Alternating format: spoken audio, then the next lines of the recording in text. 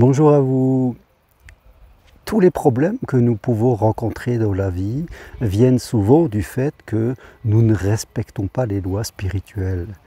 Et quand nous ne respectons pas ces lois, eh bien, c'est comme si la vie cherchait continuellement à nous redresser au travers de difficultés qu'elle va mettre sur notre chemin, au travers de problèmes que nous allons rencontrer justement pour nous montrer tout le travail que nous devrons faire. Alors quelles sont ces lois spirituelles? Je vais faire quelque chose de court. Je dirais que je vais vous en présenter trois, assez simples à comprendre. La première, c'est la loi de l'amour, c'est-à-dire que nous sommes sur cette terre pour faire vivre l'amour, pour aimer les uns les autres, comme disait le Christ, pour, je dirais, construire un monde où chacun pourrait s'épanouir en fonction de qui il est.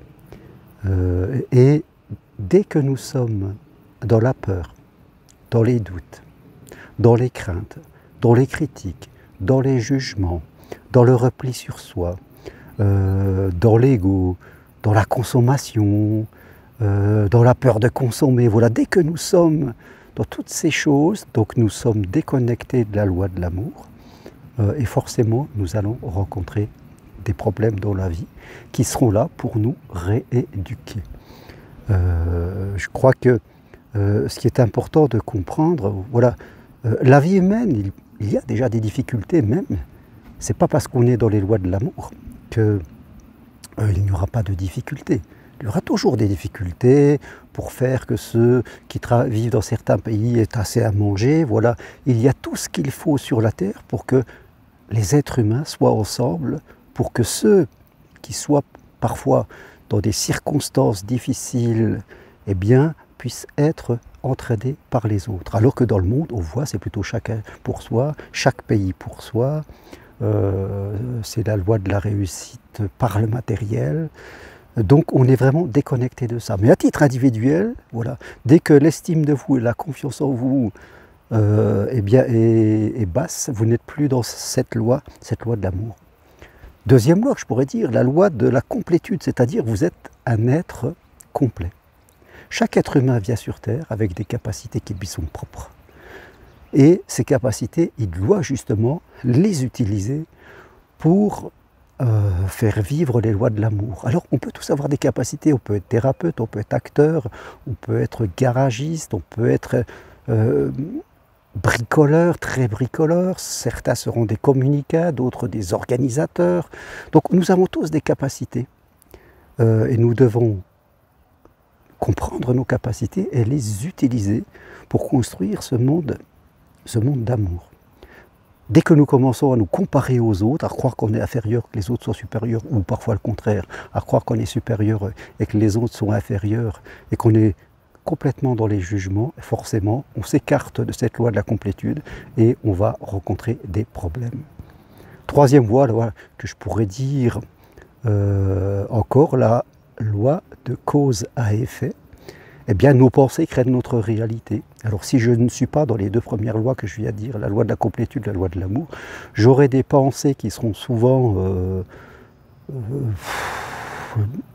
limitantes, jugeantes, comparaissantes, négatives. Et forcément, je vais attirer des choses dans ma vie qui seront au rapport à ça, parce que mes pensées ne sont pas bonnes, parce que voilà, la loi spirituelle cherchera toujours à m'emmener vers des pensées qui sont plus positives. Voilà, une pensée est comme une graine que vous plantez. Si vous voulez avoir un monde meilleur, il faut planter des bonnes graines. Hein, ce n'est pas en plantant de l'eau de Javel qu'on aura des belles fleurs. Donc c'est important.